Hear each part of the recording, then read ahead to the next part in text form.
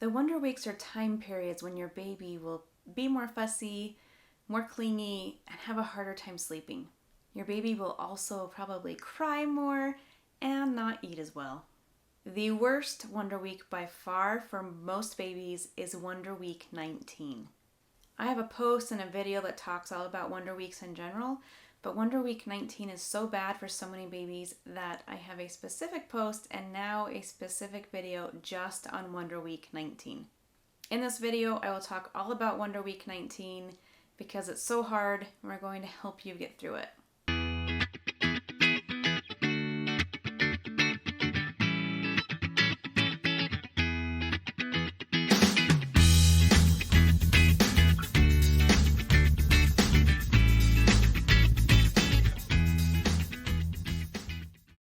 And before we go too far, hello, my name is Valerie. I am the mom to 4 children and I blog at babywisemom.com.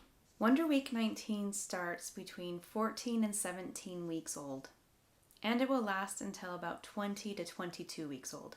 This is the longest leap of all the leaps, which is part of what makes it so hard. Wonder Weeks are calculated from birth date if your baby was born at full term. If your baby was born early, then you go by the due date. But of course, there are some nuances here. Was your baby's due date correct? And how early was your baby? So kind of pay attention and see exactly how your baby tends to line up, because your baby born at 37 weeks old is a little early, so your baby might be a little off on Wonder Weeks based on birth date, but your baby also might be right on. So you have to kind of pay attention and see how your baby lines up. Wonder Week 19 is the world of events. There are a lot of new skills developing at this age. By the end of the sleep, your baby will have gained a lot of new skills. Here are some of the new skills learned. One is object permanence, so baby starts to realize that things still exist even if they're not in front of baby's face. Another is all 5 senses mature. So baby will be able to see and smell and hear and taste. All of that will change. Your baby will also have better control of the arms and the hands and the fingers. So this is the age when baby will start to transfer a toy from one hand to the next and move toys into the mouth. Your baby will also begin to shake things and throw things, and your baby will start to grab for things. So your baby used to sit nicely on your lap while you were eating dinner. No more. Your baby will reach for that food, reach for that knife. Your baby will also start to grab your hair, grab your nose, grab and reach for anything that she can. There are some big gross motor skills that also start to happen, like rolling, sitting, maybe even crawling. Your baby will start to babble a lot more. The way your baby makes noise will change. And your baby will start to recognize voices specifically. Your baby will recognize his own name and start to recognize specific words and understand them. With all these new skills, you can see that sensory overload really can be a big thing. So baby will start to really sights and smells and sounds can be too much for them.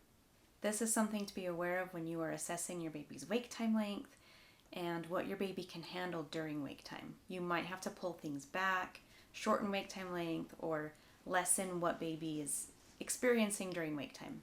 There are a lot of common problems that happen during this Wonder Week that really make life a little bit harder. A lot of babies take much shorter naps during this time and might have disrupted night sleep. Your baby will be clingy and fussy and just want to be held by you. There can be a lot of crying. Your baby might suddenly become very shy with people that your baby doesn't know very well, or even people your baby does know well. Your baby can be demanding and have a decreased appetite.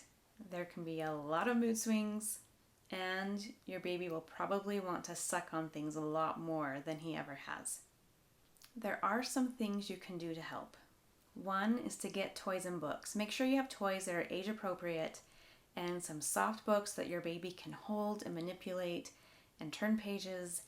Getting things like that really helps stimulate your baby in an appropriate way. Another thing is to allow your baby to observe things. So going for a walk, or even just sitting on the porch and letting your baby watch the world go by. It doesn't have to be fast paced. It can be very slow to still be very stimulating to your baby. Your baby is seeing the world in a whole new way.